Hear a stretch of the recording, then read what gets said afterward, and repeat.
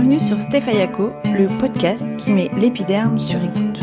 Ici, il est question du tatouage, de sa dimension artistique, thérapeutique ou sociologique. J'accueille des personnalités du monde du tatouage qui me donnent leur propre définition de cette pratique de modification corporelle. Un point de vue engagé, médical, anthropologique, spirituel, créatif. Bonne écoute!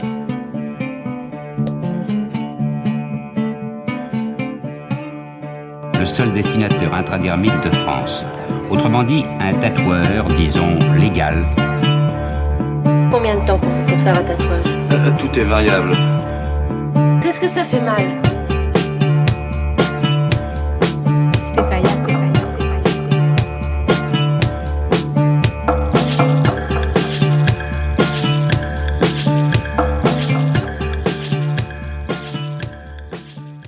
J'ai le plaisir de recevoir Fabien Bellybutton, tatoueur basé à Perpignan et célèbre pour ses tatouages graphiques d'inspiration japonaise, poétique ou street art. Dans cet épisode, Fabien nous parle de l'histoire de son pseudo, de la convention qu'il organise, d'accidents graphiques et de freehand. Aujourd'hui, je reçois Fabien Bellybutton. Donc salut Fabien. Salut Steph. Merci d'accepter de faire cette interview. Je vais te présenter rapidement. Donc, tu es artiste tatoueur à Perpignan, dans le shop du même nom que ton pseudo, Bellybutton. On te connaît principalement pour tes œuvres plutôt abstraites et épurées, par exemple avec des effets de crayonné, de bombes de peinture, un peu style graffiti. Donc, moi, je trouve que tu as apporté une nouvelle vision dans le tatouage graphique, donc merci pour ça. Merci à toi. C'est gentil de voir. Non, je le pense vraiment. Et ma première question un peu rituelle du podcast, c'est quelle est ta propre définition du tatouage ? Alors, ma définition du tatouage, je pense que c'est, pour reprendre Édouard Baird, c'est avant tout une rencontre. Non, mais c'est ça en plus, quoi. Même si je suis fan du monsieur, c'est et de son monologue dans Astérix et Cléopâtre. C'est vraiment une rencontre. C'est-à-dire que, basiquement, le meilleur conseil que je donne aux gens, c'est trouve le tatoueur avant de trouver le tatouage.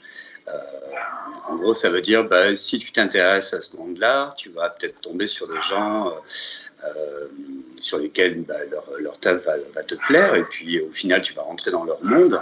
Et puis, après, c'est simplement aller voir la personne en disant, tiens, moi, j'aimerais bien qu'on me parle de ça.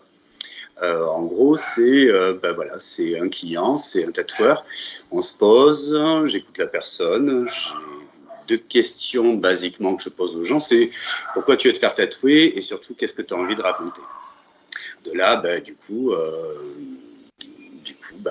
je donne après ma vision, on crée un peu le truc ensemble, parce que même si je croque des fois avant, quand la personne arrive, souvent la veille du tatouage, parce que les gens viennent de loin, je leur montre ça, et puis de là, j'attends un peu de voir ce qu'ils en pensent, et on continue à créer ensemble, en fait. La finalité, c'est que je feutre sur eux,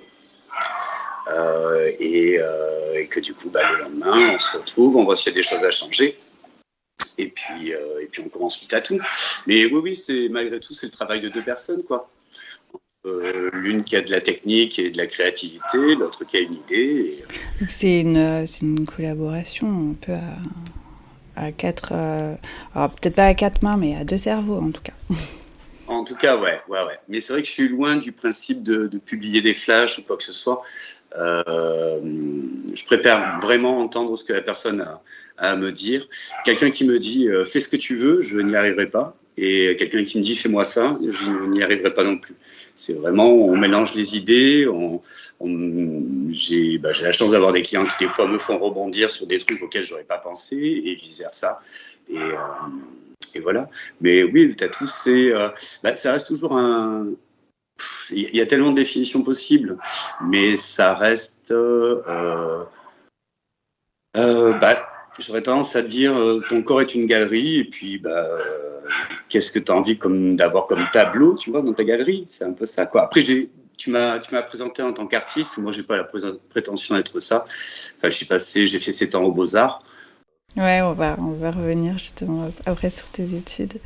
Et justement, quand tu dis que notre corps est aussi une galerie, avant d'arriver au tatou en tant que tatoueur, raconte-moi ton premier tatouage en tant que tatoué. Ah, mon premier tatouage. Alors, pour mon premier tatouage, j'avais 21 ans. J'étais monté à Montpellier parce qu'à Perpignan, il n'y avait pas grand-chose comme tatoueur. Enfin, en tout cas, il ne m'intéressait pas. Parce que, bon, voilà, techniquement parlant, humainement parlant, il ne m'intéressait pas trop. Et du coup, je suis allé à Montpellier où j'avais un pote qui est devenu tatoueur entre-temps, Sadou, qui est à Perpignan, qui lui, pareil, était allé à Montpellier. Donc, du coup, j'ai suivi son parcours. Je suis allé me faire tatouer là-bas. C'était sublime. Hein. Je me suis fait forcément recouvrir depuis. Mais ouais, c'était par Xavier. Alors, le nom du shop, je ne sais plus comment ça s'appelait. Mais c'était par Xavier. Et le deuxième tatouage, Joël, qui bossait avec lui. Xavier ou Michel? Oh mince, C'était un bon souvenir quand même. Oui, ouais. Ah ouais, c'est clair. Ah ouais, j'ai un souvenir impérissable, quoi, forcément. Ça, c'est assez marrant parce que les gens se rappellent, tu vois, t'as beau les croiser 10 ans après. Ah, parce que le jour où tu m'as tatoué, en fait, il y avait plus de sandwich au jambon, alors je t'avais pris un poulet, tu t'en rappelles? J'en ai vu 1000 depuis. Mec, c'était un jour comme tous les autres, mais pour toi, oui, c'était un jour exceptionnel. Donc, oui, je me rappelle des jours où je me suis fait tatouer. Je ne me rappelle pas de tous les jours où j'ai tatoué des gens. Et ton dernier tatouage?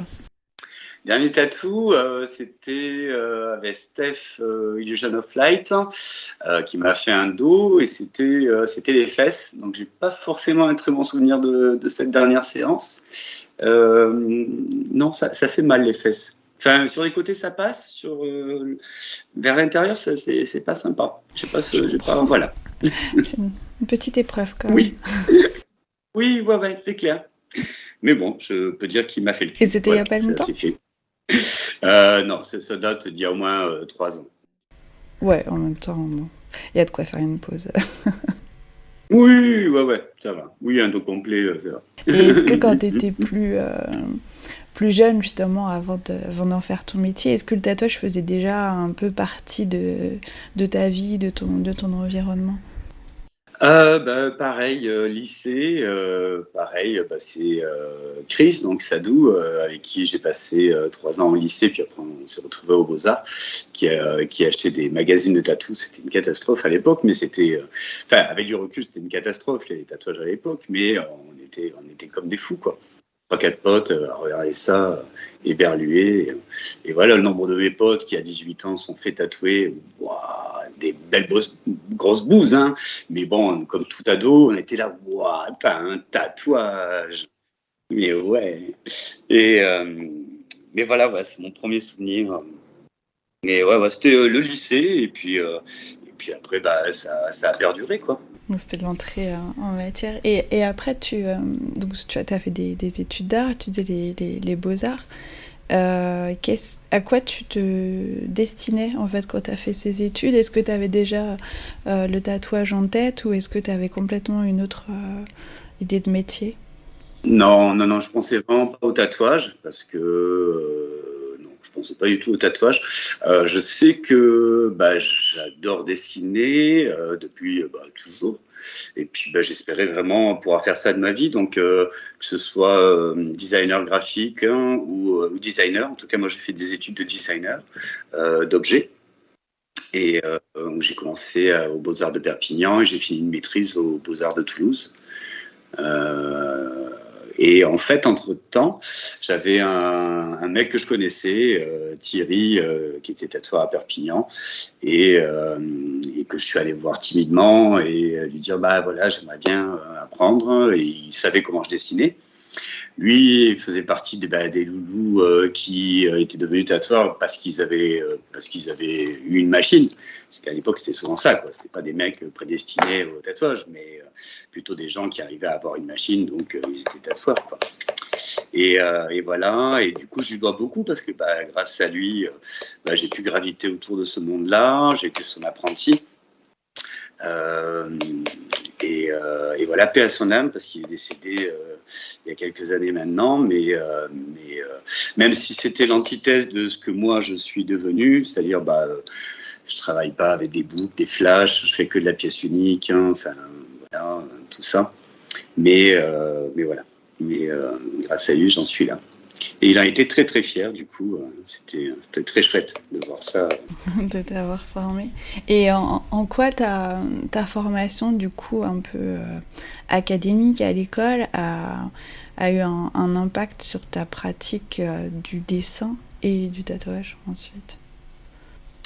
Alors, ce qui m'a le plus marqué, c'est quand tu fais du design, en fait, tu fais du rough, c'est-à-dire tu viens dessiner avec des feutres, du crayon, plein de choses, plein de médiums, en fait.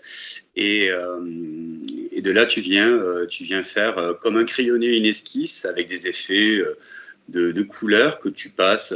En fait, ça a l'air très bâclé. Mais c'est très recherché, techniquement, faut y arriver, quoi, en fait. Et c'est de là, en fait, où vraiment ce que j'appelle mes accidents graphiques, comme les coups de pinceau, les coups de feutre, les coups de bombe, tout ça, chose qui est plutôt facile à faire, en fait, sur une feuille, quoi, parce que tu prends un pinceau, tu balances, tu as juste des taches d'encre, et voilà, quand tu reproduis ça en tatou, autant je suis loin de l'hyperréalisme, parce que c'est pas quelque chose qui m'intéresse, mais autant reproduire en revanche des accidents graphiques, ça c'est un truc qui m'a toujours plu, quoi. Je peux passer devant une vieille porte d'un village avec 3-4 couleurs, une patine, des taches et des trucs, et m'émerveiller devant pendant 10 minutes comme un tableau abstrait. Ouais, c'est un défi ensuite à reproduire ce genre de choses. Ouais. Oui, voilà, ouais. C'est éventuellement là où, voilà, quoi. C'est là où c'était intéressant de reproduire. Et puis des choses qu'on n'a pas l'habitude de voir sur la peau.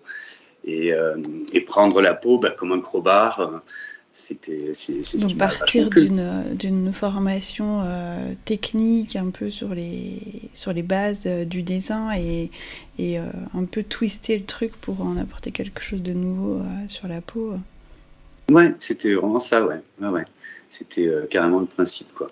C'est vrai qu'après, moi j'ai une définition par rapport à ça. Ça rejoint ma façon de bosser parce que je fais que du freehand, quasiment depuis toujours, quoi. Parce que je suis tatoueur depuis 2003 et depuis, 2005-2006, je dois faire que du freehand, quoi. Et quand les gens me demandent pourquoi, je pars du principe que un dessinateur, il travaille sur papier, un peintre sur toile, un tatoueur sur la peau, et voilà. Et c'est là où je vais pas être poétiquement correct, mais un peintre qui utilise un rétroprojecteur, pour moi. Donc tu trouves que ça te donne une plus grande liberté, ou c'est parce que ça te paraît plus adéquat de travailler sur le support en lui-même directement, quoi, de pas passer par un truc intermédiaire? À la base, ça a été plus une éthique, une façon de faire que je me suis donné à faire. Après, c'est vrai que le fait de travailler sur le corps, tu le prends comme du sur-mesure, quoi. En fait, tu viens jouer avec le corps et ces mouvements. Bras pliés, dépliés, voilà, ce genre de choses. Et puis, tu viens souligner des muscles, des os, des choses comme ça. Enfin, tu viens t'amuser avec tout ça, quoi. Mais il y a des jours où je me tire les cheveux de faire du freehand. Des fois, ça te réduit aussi à pas mal de choses, même sur pas mal de choses, en fait, en tout cas.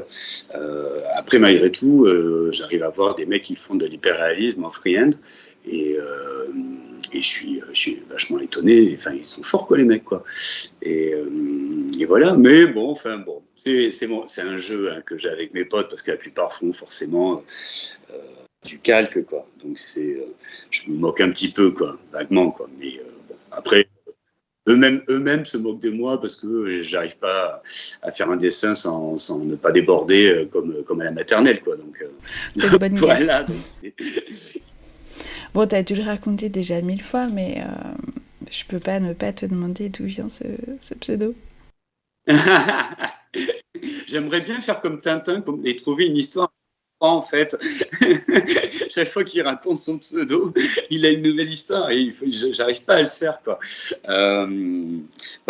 à la base, ça remonte, je devais avoir 18-19 ans.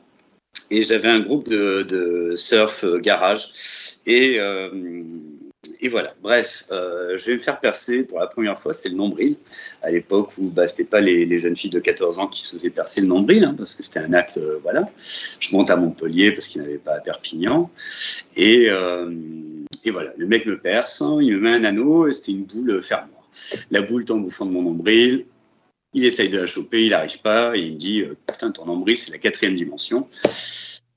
On éclate de rire, et je sais pas, dans les semaines qui ont suivi, j'ai fait un morceau qui s'appelait « My Belly Button is the Twilight Zone ». Et puis du coup, en fait, j'ai gardé ce nom-là parce que ça me faisait marrer. C'était un nom, prénom. Il y avait, je sais pas, il y avait un petit côté Betty Page. Je sais pas, dont je suis fan. Enfin voilà, ça faisait un nom, un prénom. Et puis j'ai commencé à signer mes dessins perso comme ça. Et quand je suis devenu tatoueur, j'ai pas trop hésité longtemps. Ouais, tu voulais pas t'appeler Fabien Perpignan? Ouais, voilà, j'avais pas envie de ça. J'avais pas envie de ça. Et c'est assez marrant parce qu'il y a plein de gens qui m'ont rencontré en me disant « Ah, mais t'es pas une meuf !» Et voilà, donc c'est marrant que les gens imaginent un personnage ou quoi. Ou alors quand les gens, des fois, me rencontrent dans le petit monde du tatouage, hein, à qui je peux intéresser, c'est « Ah, c'est toi !» Ah, mais d'accord. Ah, mais je t'imaginais pas du tout comme ça. Ah, mais d'accord, ok, c'est cool. C'est marrant, la perception. C'est marrant. Que les gens peuvent avoir à partir d'un pseudo ou même à partir de tes dessins, parce que finalement ils peuvent avoir vu ta page Insta et se faire une projection sans avoir vu ton visage, quoi. C'est assez marrant, mais c'est cool aussi de pas savoir. Enfin, moi je suis curieuse, j'aime bien en savoir plus, c'est pour ça que je fais des interviews, mais je trouve ça cool aussi des fois de pas savoir, et ça permet de pas genrer, de pas avoir de préjugés. On voit aujourd'hui, hein, moi je dois avoir ma tête quand même qui doit traîner sur mon Instagram, mais c'est assez marrant de voir les petits dessins ou autres blagues qu'on trouve avec toutes ces tatoueuses pin-up qui savent tracer 3 traits et savent faire du handpoke en prenant des photos de leur nichon et qui ont 120 000 likes, hein, et une meuf, tu vois, qui est tout à fait normale et qui s'en fout, qui fait un travail formidable et tout le monde s'en fout, quoi. Donc ça c'est assez marrant, comme l'image de la personne peut influencer aussi pour le truc aujourd'hui, quoi. Et du coup, comment t'as appris le métier? Tu me disais, t'as fait un apprentissage un peu classique. Est-ce que c'était un peu une évidence pour toi ou plutôt une opportunité de rencontre, de parcours? Non, c'était une opportunité. Et ça ne m'a pas empêché d'aller à la fin de mon cycle aux Beaux-Arts, tout en sachant que je ne savais pas ce que j'allais faire à la fin, sachant que j'ai eu ma maîtrise. Et puis de là, en fait, je suis parti 4 mois à La Réunion, où il y avait mon frère qui vivait là-bas à l'époque. Et je suis allé me poser, visiter tout ça, sans trop savoir encore si j'allais être prof, hein, parce que je pouvais être prof de dessin, je pouvais être designer ou me lancer dans le tatou. Et l'idée qui me séduisait le plus, c'était le tatouage, quoi. Donc voilà, j'avais ma famille derrière qui était là. T'as fait ça comme étude, fais ça. Enfin, c'est évident. Et puis je me suis dit écoute, je vais tenter. Et puis ça s'est bien passé, donc ça c'est cool. Ça s'est bien passé, même si au début il fallait que je fasse mes preuves. Les 3 premières années, j'ai fait du tatouage classique. J'avais plein de choses à apprendre, hein, parce que je peux pas dire que je suis parti de l'apprentissage avec beaucoup de techniques ou quoi que ce soit. J'avais juste des bases. Donc il y a plein de choses que j'ai appris de mon côté. Pendant 3 ans, je suis resté dans mon petit coin à faire ce que les gens demandaient. Et puis petit à petit, après, j'ai commencé à faire des tatous qui m'intéressaient un peu plus. Hein, et puis les gens ont suivi. Et puis là où, merci, c'est chouette. T'es toujours resté à Perpignan? Oui, alors le salon a toujours été à Perpignan. Après, j'ai beaucoup bossé à Tribalact. Tribalact qui a été une super aventure dans le sens où j'ai rencontré toute une scène qui qui comme moi aimait bien sortir de l'ordinaire. Ça m'a permis de travailler avec Karl Marc, avec Dodi, avec je sais pas, avec Nad, avec Guy, Raph, enfin plein de gens et d'univers complètement différents. Steph Des qui est devenu un super bon pote, un de mes meilleurs amis même. Voilà, ça m'a permis de rentrer dans ce petit monde. Moi, sortant de Perpignan, en plus, c'était marrant parce que Tribal, c'était un endroit où chaque fois que j'allais à Paris, je rentrais, j'allais voir Tribal. Et je me rappelle toujours de ces escaliers qui, pour moi, étaient limite, ça me faisait super peur de descendre et tout, de voir quel fun il pouvait y avoir dedans. Et le jour où je t'avais présenté mon portfolio et que Chamorro m'a regardé en me disant ouais, c'est cool, viens quand tu veux. Enfin, moi, j'ai l'impression d'avoir 4 ans et de montrer mon truc à un instit et j'ai eu un bon point, donc c'est chouette, ouais. Mais ouais, c'est Tribal vraiment qui m'a aidé à percer certainement aussi, quoi. Donc merci Nico, merci Chamorro. Après, il y a eu tellement de guests. J'ai pas mal bossé à Nantes, donc à Turbo Zéro, chez Mariette. Est-ce que j'ai bossé avec Guy aussi à Toulouse. Je fais encore quelques guests à Lyon, chez Mathias Bugot. Voilà, essentiellement en France, c'est à peu près les seuls endroits où j'ai été. Après, par contre, j'ai vachement vadrouillé à San Francisco, à San Diego, à Los Angeles, Vegas. Pour des guests ou des conventions? Pour des guests, si, j'ai eu la chance de faire la convention de San Francisco une fois. C'était avec Two Spirit. Non, mais là, c'était ouf. J'étais donc bossé dans un shop qui s'appelait Two Spirit, c'était Rox, où il y avait Ben Volt aussi, qui était son apprenti à l'époque. Et bref, il y avait la convention de Frisco et ils m'ont dit tu l'as fait avec nous, ouais. Donc j'avais à ma droite il y avait Shigé qui était à ma droite et un mec de Portland là qui défonce, qui fait zut, j'ai plus son nom. Ça craint. Ça, c'est le début de la vieillesse. Ma pauvre dame.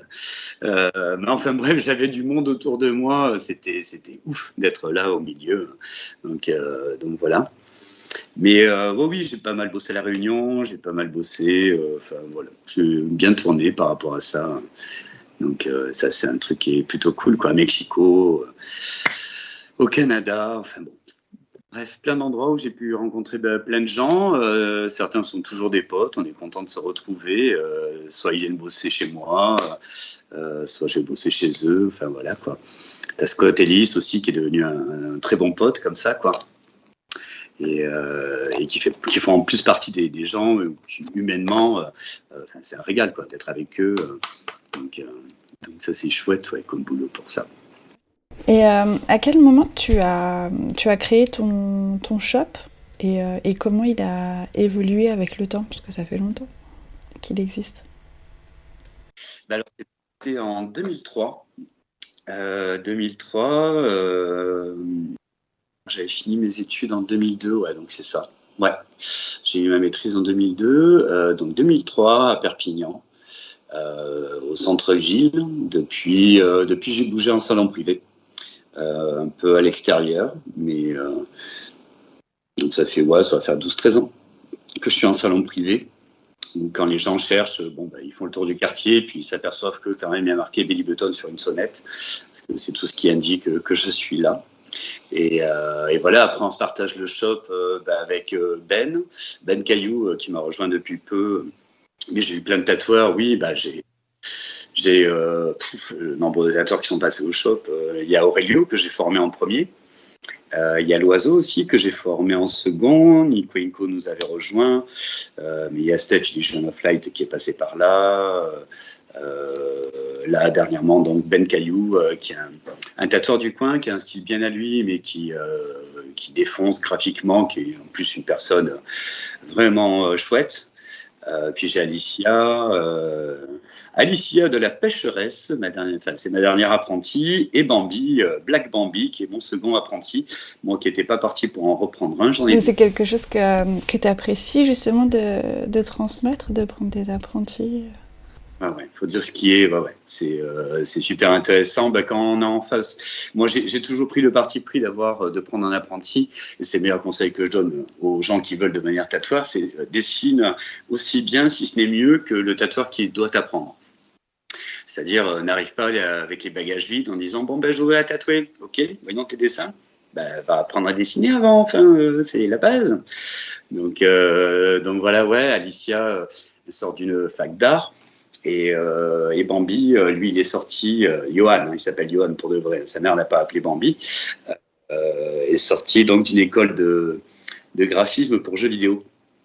Donc, soit l'un ou l'autre, ils ont un niveau en dessin qui est déjà bien abouti, quoi. Donc, moi, en plus, qui travaille en freehand, pour peu que je fasse un portrait, un corps, quelque chose comme ça, avec des proportions, je suis le premier à les appeler en leur disant vas-y, balance, dis-moi ce qu'il fit, voilà quoi. Mais c'est ce qui est génial, c'est qu'on est déjà à peu près sur la même échelle quoi, au niveau du dessin, et qu'eux sauront me dire si j'ai un problème, voilà. Souvent, on s'envoie les clients d'un côté à l'autre, dès qu'on a fini de poser un dessin ou quoi, pour dire voyons, qu'est-ce que t'en penses, c'est ce qui est au niveau de l'équilibre, tout ça, voilà. Et ça a toujours été un truc qui m'a plu. J'ai même commencé mon premier salon, en fait, on avait une entrée commune et on avait 200 mètres carrés qui étaient partagés avec un coiffeur d'un côté et moi de l'autre. Et c'était un coiffeur, Michael, il s'appelle Michael Lambert, mais c'est pas un coiffeur classique, quoi. Il envoie du tech quand même, faut dire ce qui est. Et c'était super intéressant d'ailleurs parce que lui venait en fait voir ce que j'avais dessiné et on me parlait d'équilibre parce qu'il avait déjà tout ça en tête et que même si c'était pas du tout son principe ou qu'il dessinait pas, il avait quand même cet œil au niveau de l'équilibre. Mais ça m'a toujours intéressé, de partager avec les gens autour de moi. Pour voir ce qu'ils en pensaient, s'il y avait des choses à faire évoluer. C'est un échange humain. Après, il y a toute la partie apprentissage et transmission, mais ce n'est pas que, on va dire, descendant. C'est aussi un partage, quoi. Ah oui, complètement. Ouais, s'il n'y a rien à partager, pas grand intérêt, quoi. Je vois des apprentis qui restent 2 ans dans des shops sans même toucher une machine ou quoi que ce soit. Moi, mes apprentis, au bout de, 2 mois, ils avaient une machine et travaillent sur de la peau de cochon ou sur de la peau en latex. Voilà, quoi. T'es pas là juste pour m'aider à faire le ménage et à préparer mon plan, quoi. C'est pas grand intérêt, quoi. Donc voilà. Après, comme je dis, après, je serais ravi qu'il reste avec moi et c'est le but du jeu, quoi, qu'il reste dans le shop, quoi. Après, le principe est très simple, c'est que moi, j'adore travailler avec des tatoueurs, mais il faut que ce soit des tatoueurs heureux, quoi. Donc voilà, si t'es heureux, reste. Si t'es pas heureux, il n'y a pas de souci, quoi, tu vois. Puis c'est quand même une meilleure ambiance et tout le monde est content. Exactement, ouais. Et t'es également tu es à l'origine, on va dire, de la convention Aloha Tattoo Event à Saint-Cyprien. Ah, j'aimerais bien en savoir plus. Comment a germé l'idée de cette convention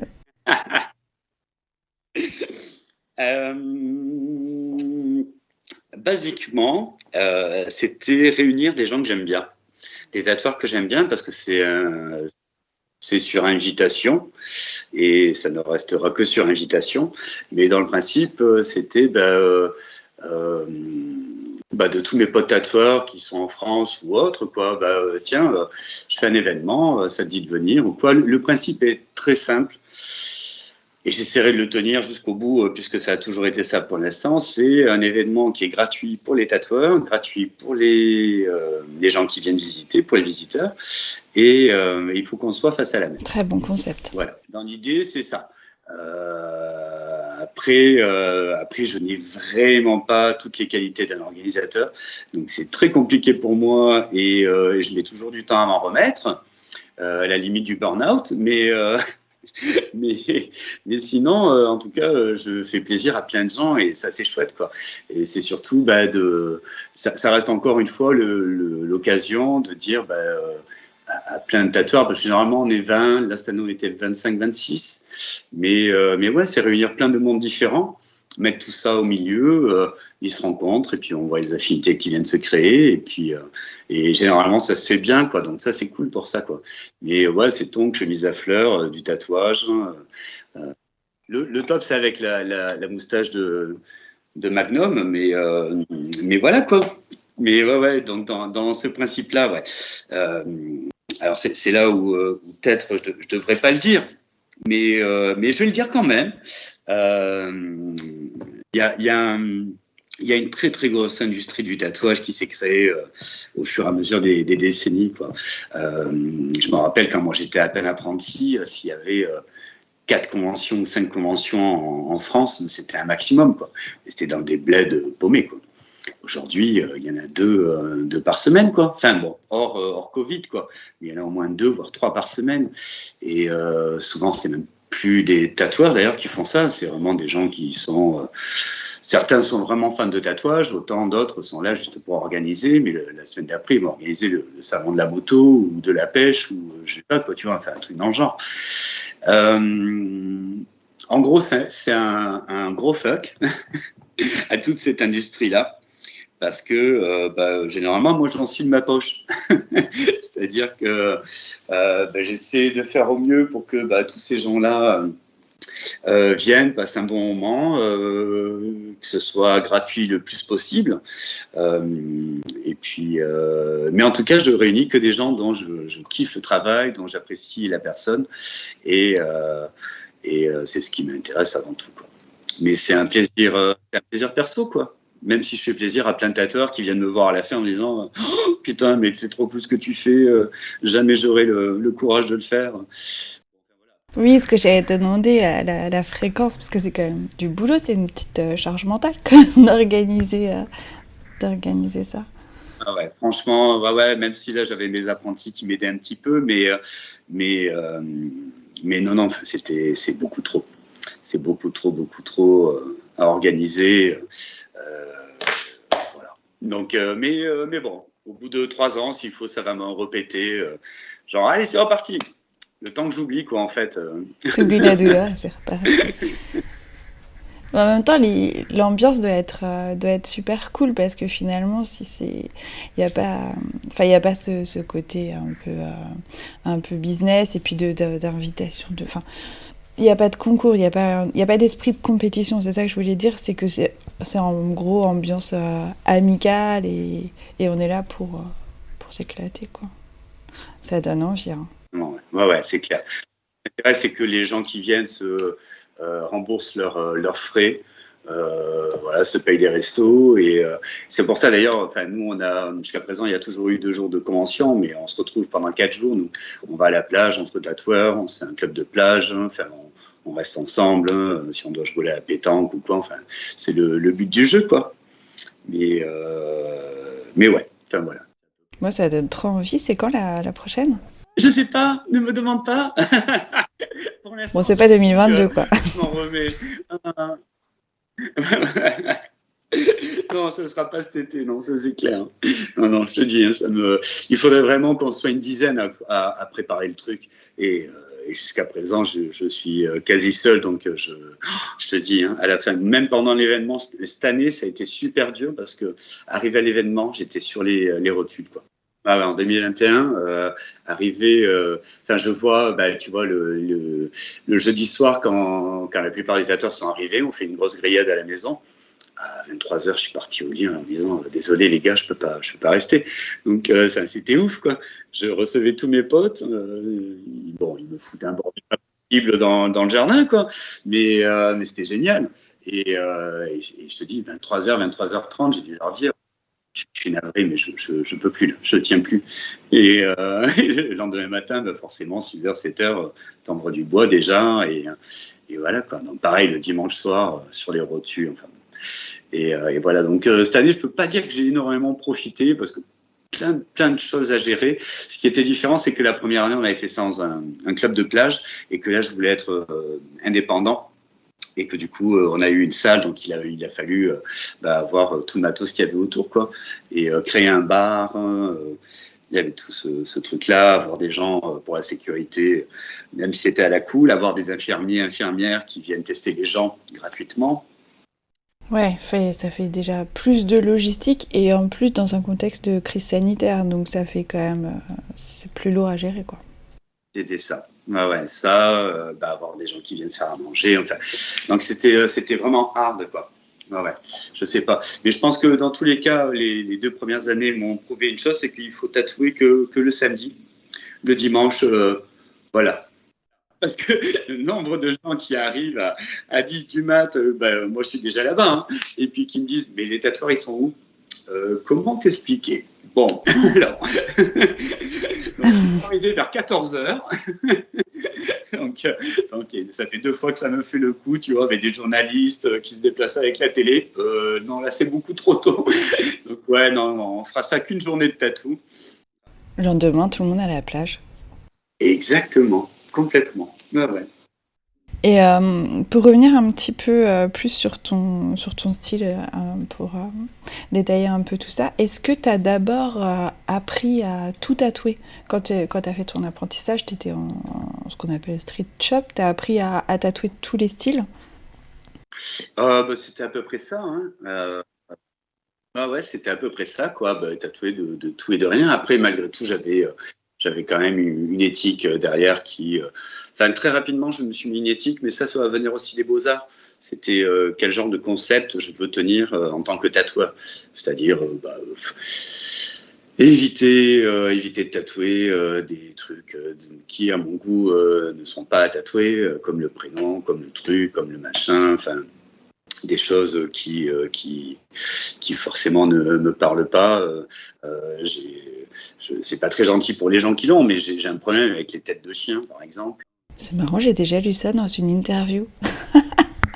Oui, de toi, justement, où tu disais « Ne croyez pas que j'aime pas les chiens, mais vraiment, le portrait de chien, c'est pas possible. » Et ça m'avait fait trop rire. Ah putain, voilà. Non. Mais c'est comme un portrait de gamin, pas un portrait de gamin, parce que bon, j'arrive à un peu plus comprendre, quoi, mais le portrait de... je sais pas, le portrait de mon lien, j'ai du mal, quoi. Comme de mon hamster, ou comme de mon chat, ou autre, hein, mais bon, soit... Mais en tout cas, oui, non, j'ai très vite eu une éthique qui m'a permis de me dire, ça je fais pas, ça y a pas moyen, voilà, quoi. Comme tatouer quelqu'un qui n'est pas sûr de lui, ça m'arrive très rarement, mais ça m'arrive d'avoir quelqu'un qui m'attend depuis très longtemps, qui vient de loin. Si je vois le moindre doute dans ses yeux, c'est non, attends, stop. Si on ne le fait pas aujourd'hui, on ne le fait pas aujourd'hui. Hein. C'est pas grave, on se reverra. Voilà, ça a toujours été très simple et voilà. Mais il faut que je vois vraiment une confiance dans les yeux de mon client, ce qui m'arrive quasiment tout le temps. Hein. Et il vaut mieux parce que j'improvise pas mal sur la peau aussi, je dois avouer. Donc, Et du coup, même si tu tatouais en fonction de la demande, est-ce que tu as trouvé rapidement ton style ? Est-ce que tu es passé par différentes phases ? Mon style, oui, mon style est là depuis un bon moment, quoi. Après, malgré tout, même si j'ai eu beaucoup de choses à explorer dès le début, parce que je vais pas oublier quand même que la base, c'est le travail de Yann de Yann Black, quoi, qui m'a forcément bouleversé au début en me disant ok, on n'est pas obligé de faire des trucs classiques sur la peau. C'est-à-dire, on peut faire des choses, d'accord. Ah, ok, alors le champ des possibles s'est ouvert à ce moment-là, quoi.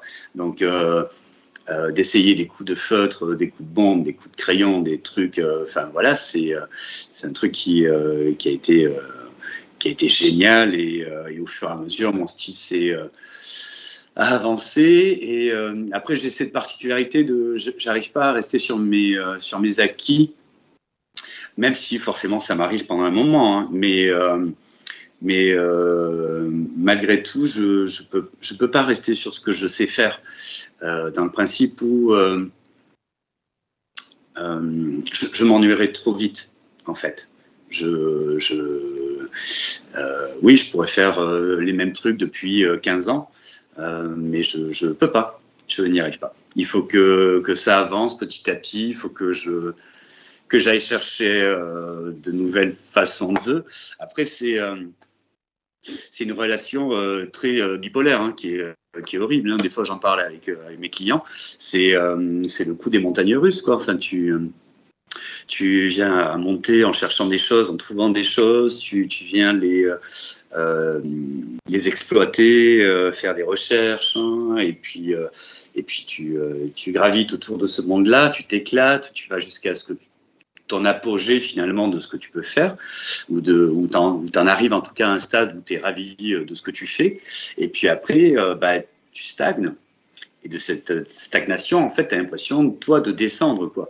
Donc, c'est là où il faut retrouver un truc qui te refasse monter. Et voilà. Hein. Mais c'est... contrairement à beaucoup de gens qui font le même truc depuis des années, avec un truc très rodé, et je leur en veux pas, hein, enfin, c'est leur façon de faire. Moi, je sais que je le vis très mal de faire toujours le même truc, quoi. Donc voilà. Après, il y a des choses que je peux... que forcément, des façons de faire ou des thèmes que je peux reprendre depuis des années, hein, ça c'est pas le souci, quoi. Mais il me faut un petit truc en plus à chaque fois. Ouais, un élan. Et est-ce qu'il y a justement, quand tu cherchais un peu ton style, ou quand il s'est imposé à toi, est-ce qu'il y a des artistes en particulier qui t'inspiraient? Tu parlais de Yann, par exemple. Ouais, à l'époque, il n'y avait pas grand monde qui sortait du lot, hein. Il y avait Yann, il y avait Jeff de la boucherie, il y avait Léa, et puis après, et avec le temps, voilà, enfin, il y a un bouquin. La veine graphique. La veine graphique, merci.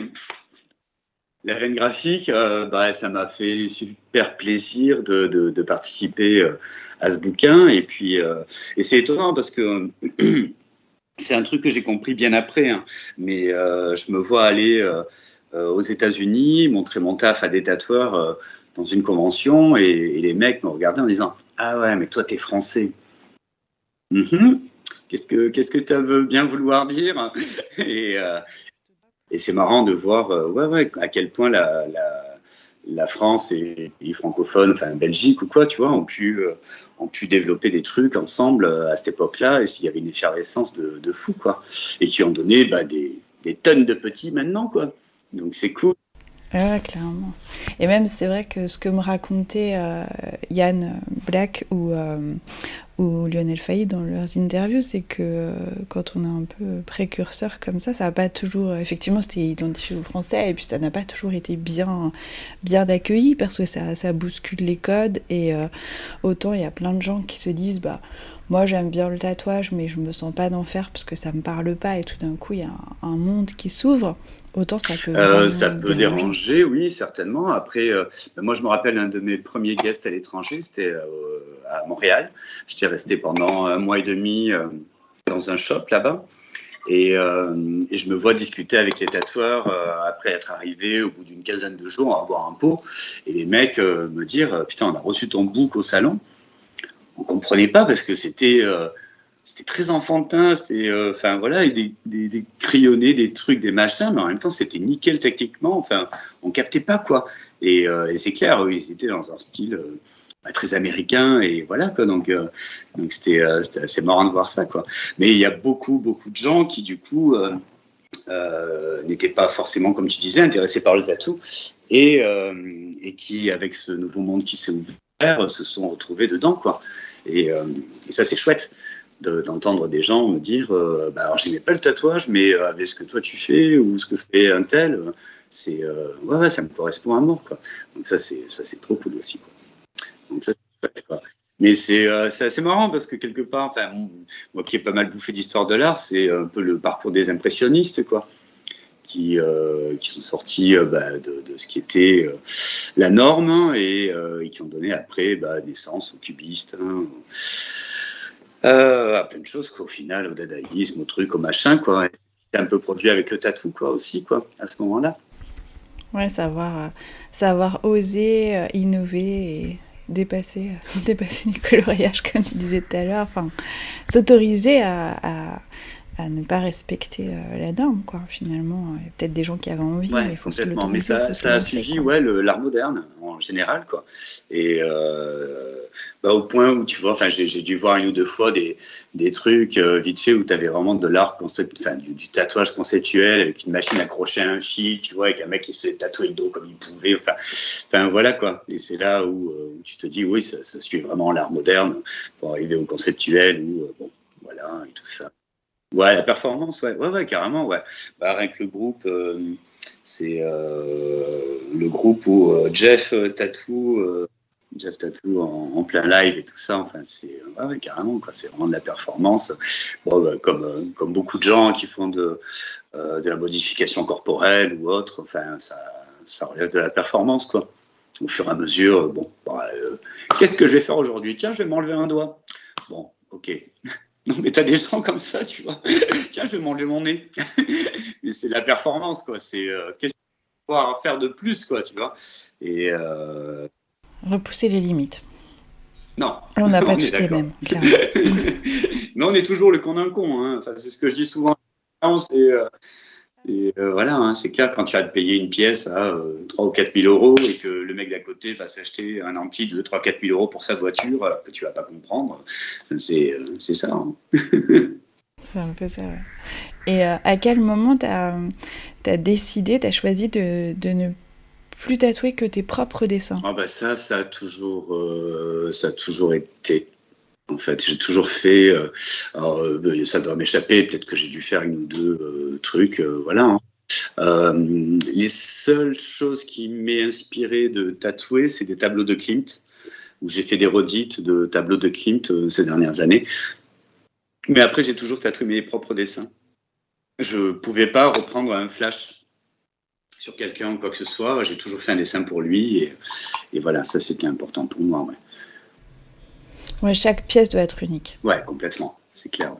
Ouais, ça a été même très compliqué des fois, rarement, mais à avoir des clients qui me disent « Ah ouais, non, mais c'est ce que tu as fait là, moi, que je veux. C'est pas possible. » Ouais, avoir tellement aimé une pièce qu'elle veut dire non, je veux la même chose. C'est pas possible, il faut que tu me racontes un truc, voilà, tu me dis même juste un mot ou un truc, mais non, tu n'auras pas la même. Oui, mais parce que... Non, mais voilà, c'est pas possible. Non, c'est pas possible, c'est aucun intérêt, quoi.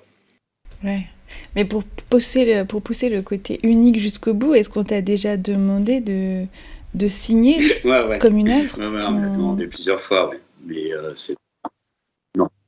Et tu le fais parfois ou non, tu te refuses? Généralement, ça se voit, déjà. Et puis... Oui, je pense aussi que c'est la meilleure signature. Non, c'est pas... J'ai pas assez de prétention. Voilà.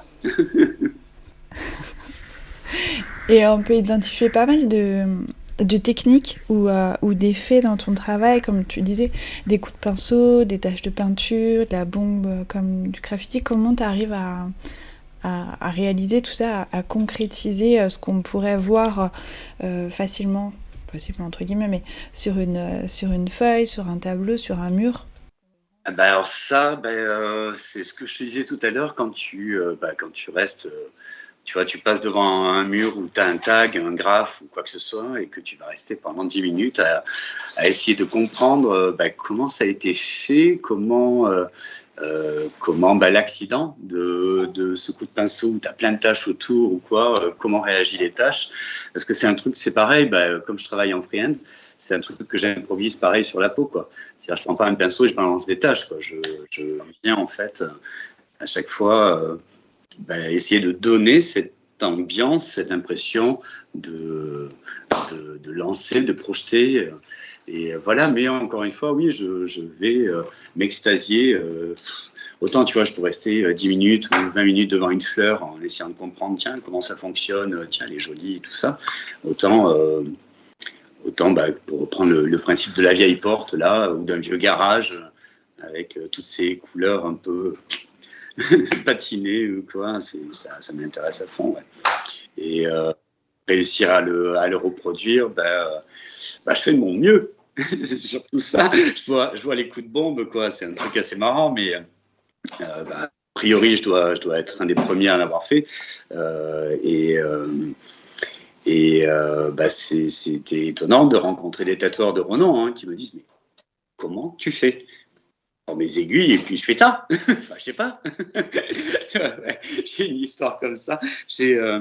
En allant bosser, je suis allé pas mal bosser au Mexique, et t'as Luis Jade qui est non Jade d'ailleurs on dit parce que c'est en Mexique, il n'y a pas de rota, et Nancy Géagui qui sont un couple d'amis. C'est vraiment devenu des chouettes amis depuis. Louis, ça fait une dizaine d'années maintenant qu'on se connaît. Puis il était déjà avec Nancy et ils sont venus pas mal à la maison. Je suis souvent allé chez eux. Et Louis, un jour, était dans un bar mexicain avec plein de tatoueurs. Et puis il me présente à un mec. Le mec s'est agenouillé devant mes coups de bombe. Enfin voilà quoi, c'était. Mais non, mais fais pas ça. Enfin, je suis mal à l'aise. Mais voilà, c'était assez marrant. Ouais, comme les coups de feutre, quoi. Mais c'est marrant parce que tu vois, ça m'est arrivé d'aller sur Instagram. Je recherche pas, tu vois, je suis pas très fort en nom de tatoueur et tout ça, comme plus, enfin les clients savent le faire des fois. Mais ça m'arrive d'être sur Instagram, de trouver le taf de quelqu'un et d'envoyer un message en disant. Franchement, super taf et tout, quoi. Et quand en retour, t'as le mec qui tatoue depuis, je sais pas, 5 ans, 10 ans, et qui te dit « Oh putain, mais venant de toi, c'est un truc de ouf, merci pour ce compliment » et tout ça, tu fais « Ok, c'est cool ». Enfin, ça fait plaisir, quoi, parce que tu te dis « voilà, quoi, enfin, c'est marrant, quoi ». Comme quand... t'es en convention et puis t'as une meuf ou un mec qui vient te voir en te disant voilà, je viens te remercier parce qu'il y a 5 ans t'as pris le temps de discuter avec moi un quart d'heure et puis maintenant je fais ça en tatouage et tu fais putain comment ça défonce et tu fais waouh c'est trop cool quoi. Et tu fais aussi bien de l'abstrait que du figuratif aussi, parce que parfois il y a des choses, comme tu disais, un peu enfantines ou même inspirées du japonais. Qu'est-ce que toi tu préfères tatouer et qu'est-ce qui te permet le plus de raconter une histoire ? J'ai pas de préférence et c'est pour ça que j'ai ces 3 styles en fait, que ce soit abstrait, japonais ou figuratif. J'ai ces 3 styles-là qui me sont propres et j'arriverai pas à en choisir un des 3. Et c'est ce qui fait que je m'ennuie pas non plus.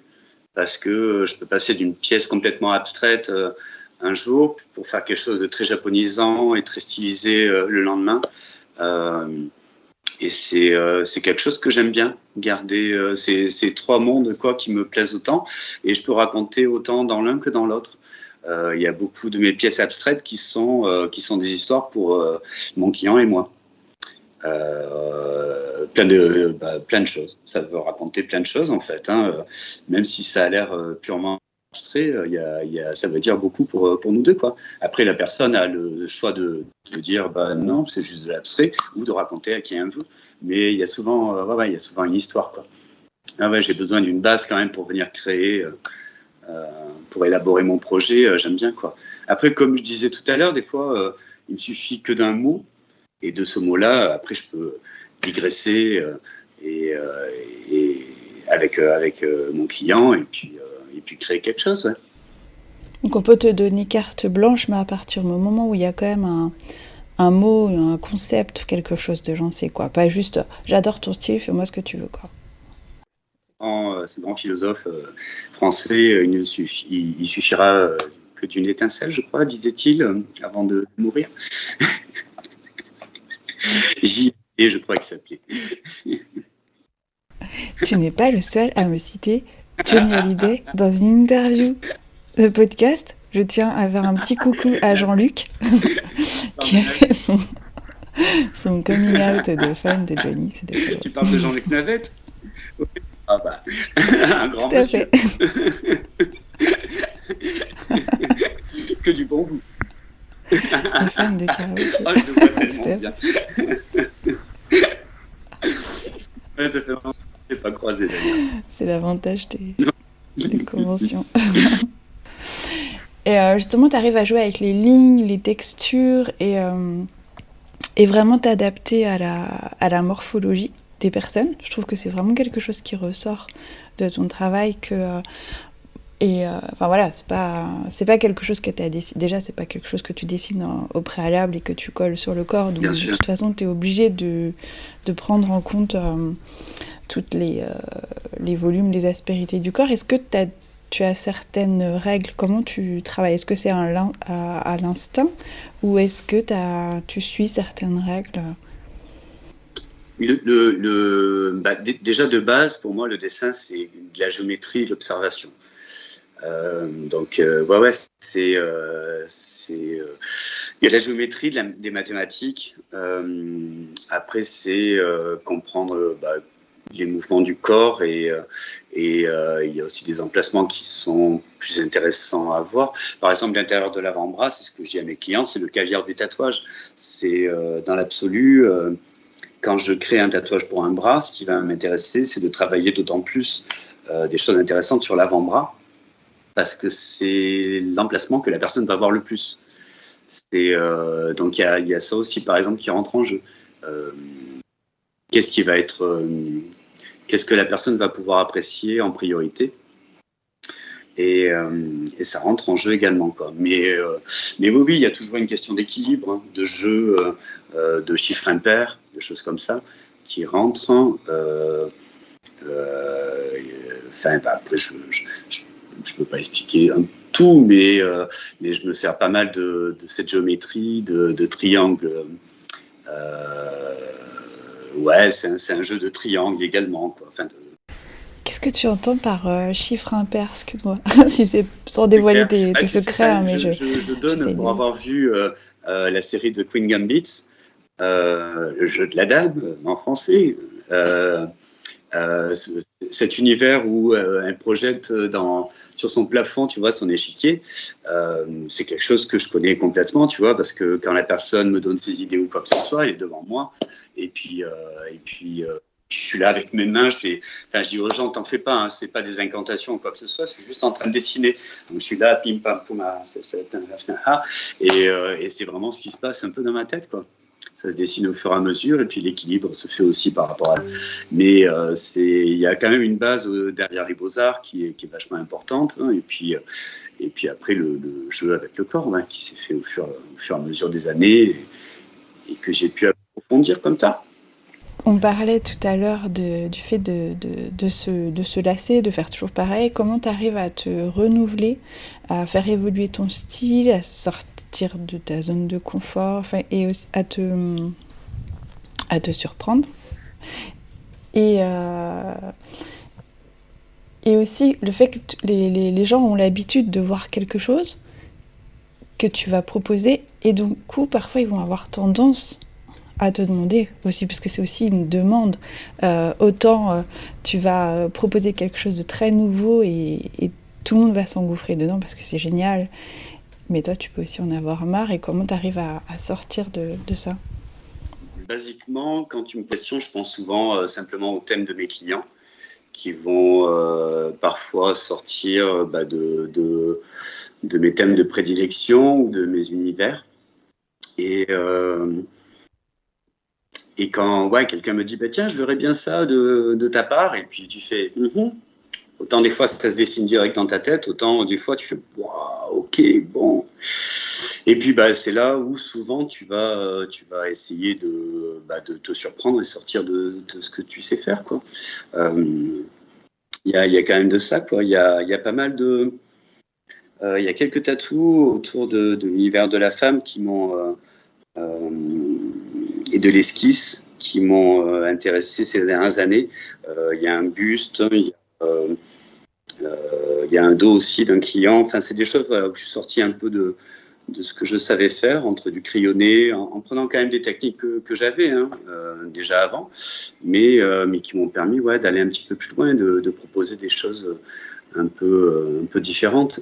Après, combien de fois, tu vois, où j'ai pu publier, et ça doit arriver à plein de tatoueurs, pu publier des choses où techniquement, mais alors je m'étais donné, mais j'avais vrillé mon cerveau en 4, Et, et au final, les gens passent complètement à côté,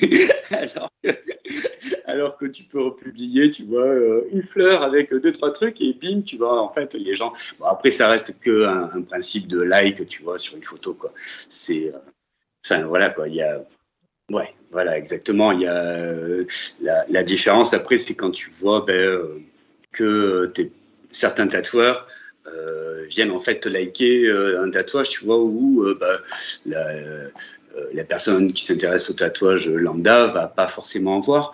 Et puis, tu as certains qui vont à ce moment-là te laisser un petit message où tu fais « Ah, ça c'est cool, toi tu l'as vu. » Bon, ben ça me fait bien plaisir, tu vois. Oui, eux, ils vont capter la technique qu'il y a derrière le truc. Bah, après, c'est vrai que quand tu tatoues pas, tu te rends pas forcément toujours compte de ce qui peut être compliqué ou pas. Je pense qu'il y a des choses qui ont l'air simples, c'est alors clair. qu'en fait, c'est Non, super technique. t'as des fois vraiment où je prends mon cerveau et je le plie en quatre. Hein. Enfin, c'est hallucinant. Comme je dis aux gens, c'est vraiment une partie d'échec dans ma tête, quoi. Donc, attends, si je fais ça veut dire ça. Puis alors, en plus, en freehand, quoi. Donc, tout ça, quand tu joues du négatif, avec des transparences, avec des dégradés là-dedans, oui, techniquement, je peux me prendre la tête. Mais c'est ce qui me fait aussi, c'est ce que j'aime bien aussi. Hein. Faut pas non plus dire le contraire, quoi. J'aime bien faire ça. Ça fait avancer aussi. Et quand on parle de technique, de créativité, et on a un petit peu évoqué le sujet tout à l'heure, mais c'est vrai que j'aime bien demander aussi comment on se situe entre le fait d'être un artisan ou un artiste, ou les deux, et les réponses diffèrent vraiment en fonction des ressentis. Moi, j'aime bien le terme créatif. Je pense pas être un artisan. Je pense pas être un artiste. J'aime bien être un créatif. Ça me va bien. Ouais, c'est bien créatif. Moi aussi, je veux être créatif. C'est mieux que artiste. Parce que les artistes, ils se la pètent trop. Alors, c'est un podcast, c'est-à-dire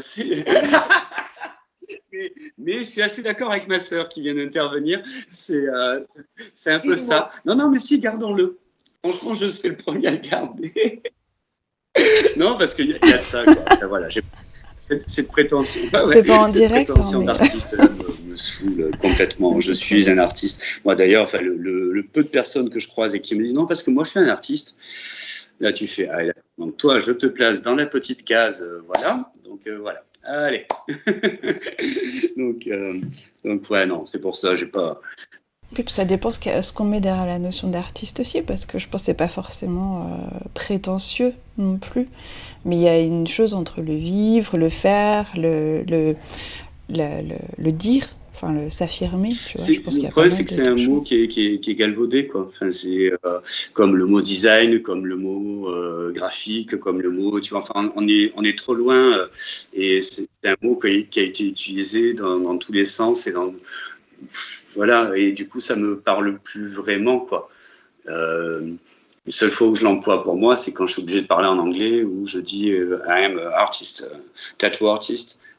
Et c'est parce que là, voilà, c'est utilisé dans la langue. Donc, si tu peux dire tattooiste, mais bon, enfin. Mais non, mais ouais, pour revenir à l'intervention de ma sœurette, ouais, enfin voilà, il y a ce côté. Non, mais parce que moi, je suis artiste. Je pense que c'est ce qui m'énerve le plus d'entendre. Non, mais parce que tu ne peux pas comprendre, moi, je suis un artiste. Ouais, d'accord, ok. Donc voilà. Mais après, je pense que c'est des petits traumatismes, tu vois, des beaux-arts où être artiste, c'est être comme mes profs à l'époque. Non, ça ne m'intéresse pas, quoi. Non, si c'est ça, être artiste, ça ne m'intéresse pas du tout, quoi. Aucun intérêt. Donc, non, je préfère... Oui, ça dépend de ce que tu projettes. Mais je pense que oui, voilà, c'est juste que le mot, en fait, ne veut plus trop dire grand-chose. Il devrait être redéfini, et peut-être, oui, je pourrais dire je suis un artiste, mais voilà. Et ça fait quelques années que tu tatoues? Maintenant, oui. Ça fait combien de temps? D'accord. Bon, on peut dire que le tatou a bien changé. Enfin, le monde du tatouage, enfin, le tatouage, les styles, le monde du tatou a bien changé. Comment tu penses que ça va évoluer dans les années à venir? Est-ce que tu as une idée, une projection? Pas vraiment, dans le sens où, comme je disais tout à l'heure, en fait, à mon goût, le tatou, depuis les années, je sais pas, 2000, 2008, 2010, par là, quoi, a suivi vraiment le principe de l'art moderne pour arriver à quelque chose des fois de très conceptuel.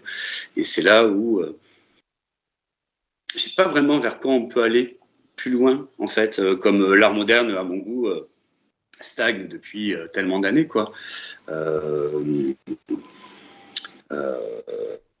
C'est là où je sais pas trop, en fait.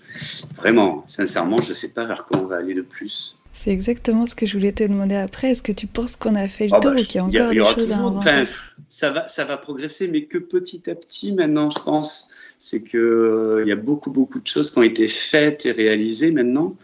Je ne sais pas à quel moment on peut créer une nouvelle révolution au niveau de ce qui peut être fait. Après, je suis peut-être loin de m'imaginer ce qui va être créé, quoi, depuis avec. Mais ce qui m'ennuie un peu, éventuellement, qui pourrait répondre à ta question, c'est de voir à quel point le tatou se retrouve en tant qu'industrie, en tant que se retrouve à la télé, se retrouve. Voilà, il y a ce côté-là, des artistes qui sont sponsorisés, ça m'est arrivé de faire des conventions avec, tu vois que le mec est sponsorisé par 5-6 marques, on dirait un joueur de foot, quoi, tu vois, c'est bizarre pour moi, c'est un truc qui m'a paru bizarre. Je sais pas, j'ai un petit peu peur de tout ça, quoi, comme de l'univers, comme je te parlais de cet univers d'Instagram où tu as une meuf qui va montrer 10 fois ses nichons pour un tatouage tout pourri et qui va avoir tellement de fans derrière. C'est un peu ça qui me dérange un petit peu aujourd'hui. Ouais, voilà. C'est de l'image, en fait. C'est de l'image, c'est juste une façade. Et c'est ce qui, tu vois, c'est un truc qui me rend fou. Mais tu vois aujourd'hui le nombre de tatouages qui sont publiés avec des milliers de likes et qui vont vieillir comme de la merde. Oh, c'est ouf, ça me fait vriller. Ouais, tout fin, tout petit, mais parce que ça rend super bien sur le moment. Ouais, c'est ça, mais c'est du vent, quoi. Et c'est hallucinant parce qu'il y a beaucoup de gens qui doivent se dire, tu vois, ah mais en fait, si, regarde, tu vois, eux ils y arrivent. Mais non, mais attendez 3, 4, 5 ans. Et alors, imagine dans 10 ans, mais ton truc, il va être catastrophique. Je pense qu'il y a des gens qui se disent, c'est possible de faire quelque chose. Et moi, ça m'arrive d'avoir des discussions où tout le monde, avec des gens qui veulent se faire tatouer ou qui veulent me montrer quelque chose et d'avoir des trucs super fins parce qu'ils veulent quelque chose de très très fin. Et tu leur dis, oui, mais peut-être que ça va mal vieillir ou peut-être que ça va devenir des pattes de mouche parce que c'est écrit petit et en plus c'est très fin. Mais ils veulent pas forcément l'entendre parce qu'il y a des gens qui savent le faire effectivement et que ça va bien rendre maintenant. Exactement. Oui, c'est ça. Oui, ils s'attachent à une image en disant eux ils y arrivent. Mais non, en fait, c'est que ces gens-là, c'est juste des putes à like. En fait, c'est pas gentil comme mot, mais ça reste ça, quoi. Tiens, comment je vais faire des likes? En faisant des tatouages minuscules et voilà. Mais non, c'est une catastrophe. Ça me fait vriller. Toi, tu as déjà vu justement des exemples de tatous comme ça comment ils ont vieilli Non, pour reprendre donc ce principe-là, j'ai un client qui a donc une pièce d'un tatoueur français très en vogue aujourd'hui dans l'hyperréalisme, dont je tairai le nom. Mais oui, j'ai donc ce mec qui a une pièce de lui donc depuis 5 ans, 6 ans. Et quand j'ai vu la pièce, j'ai fait « Ah ouais, ok, d'accord, elle est pas mal, bof. Et qui c'est qui t'a fait ça? Ah merde! Ah ouais! Ah, voyons. Ah ouais, d'accord. Ah, ça, c'est la photo de base. Ah, flûte. Ah oui, donc ça n'a plus rien à voir. Et oui, parce que les mecs, tu vois, contrastent à mort, parce que ils mettent 10 000 effets là-dessus. Et ton portrait hyper réaliste, avec des lunettes, où dedans, tu as des reflets avec des immeubles et tout ça. Enfin, non, mais non, ça ne tiendra pas. Donc voilà, ton rouge qui est juste sublime et pète dans tous les sens, il est fadasse aujourd'hui, laisse tomber. Et voilà. Et ça me fait chier. Ça me fait chier parce qu'en plus, bah, tu vois, moi j'ai des apprentis et à qui je répète à longueur de journée, non, ça c'est trop petit, ça vieillira mal, non, ça sert à rien, ça c'est de la branlette, ça, voilà, non, tu peux pas. Et voilà, et encore, eux ont la chance d'avoir un tatoueur derrière pour leur dire. Et puis c'est pareil, comme j'ai des clients, j'ai plein de vieux clients qui reviennent se faire tatouer, donc j'ai le rendu, tu vois, de mes tatouages au bout de 10 ans, 15 ans, et je peux leur dire, ouais, et, ça c'est super. mais du coup, autant la plupart du temps, je suis assez fier de vous montrer, autant il y a des fois où je fais, tu vois, là, j'aurais pas dû, parce que ça, ouais, ça se touche maintenant, ou quoi que ce soit, et que voilà, et que non, faut arrêter de vendre de la poudre, de jeter de la poudre aux yeux aux gens, parce que c'est pas possible. Voilà. C'est cool ça de pouvoir avoir du recul sur ce qu'on a fait il y a 10 ans, il y a 15 ans, de voir un peu comment ça a évolué, parce que tout le monde a fait des erreurs. Et puis en même temps de dire, waouh, c'est super aussi celui-là, il a trop bien vieilli, c'est cool. Généralement, je suis assez content de ce que j'ai fait. Donc ça va, ça c'est chouette.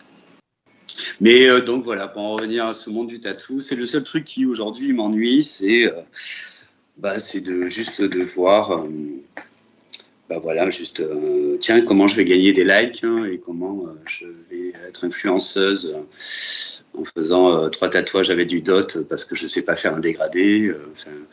Je suis pas gentil, hein, mais c'est tellement. Et pour conclure, quelles sont les prochaines étapes pour toi? Est-ce que tu as des nouveaux projets, de nouvelles envies? Pour l'instant, je suis content que le Covid se calme un peu. Bon, enfin, il y a autre chose en même temps qui arrive. Donc, c'est pas ce qui est le plus sympa, une guerre mondiale. Mais après, non, j'aimerais bien rebouger, repartir un petit peu, comme je le faisais avant. Ça me plairait beaucoup. Après, non, je suis pas dans une phase, tu vois, où j'ai envie de faire plein de trucs, ou voilà. Ouais, si, je pense que durant l'année, je vais refaire peut-être certainement une petite expo. Ça, j'aimerais bien refaire quelques trucs comme ça, quoi. Ça m'arrive de temps en temps, ouais. Donc, le seul truc, c'est que je crée, j'expose une fois, et comme c'est pas mon métier, je ne fais pas du tout tourner l'expo, parce que c'est des toiles. Là, en l'occurrence, non. Il y a beaucoup de print, mais non, je mets pas les originaux, quoi. Après, je fais pas mal de print et ce genre de choses comme ça, quoi. Il faudra un jour que je me mette à faire vraiment des toiles. Pour ça, il faudrait que je prenne du temps. Et là, tu vois, par exemple, j'avais 10 jours à rien faire, j'aurais pu me bouger, mais c'est toi qui viens de m'y faire penser. Il n'est pas trop tard. Il n'est pas trop tard. Sors tes pinceaux. Ah ouais, c'est peut-être un truc que je vais faire là, tu vois. Mais tu as cette envie, ouais, d'essayer des nouveaux supports ou même de reprendre d'anciens supports? Oui, ça, ouais, ça reste des choses qui me disent bien de faire avec. Enfin, comme je dis souvent, le jour où je serai à la retraite, si j'ai un atelier avec plein de machines pour se couper les doigts, moi je serai content. Tu vois, enfin, ça sera ça, quoi. Si on va avoir un atelier avec plein de trucs dedans et des trucs avec des lames et tout ça, et que voilà, je serai ravi. Trop bien. Merci beaucoup. Bon, en tout cas, c'était un plaisir. Merci beaucoup d'avoir pensé à moi. Merci beaucoup, Fabien.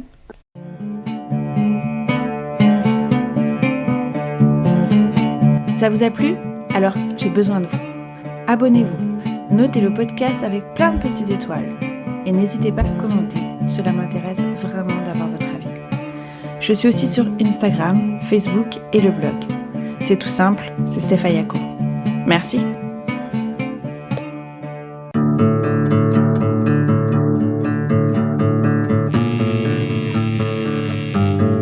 Stefayako.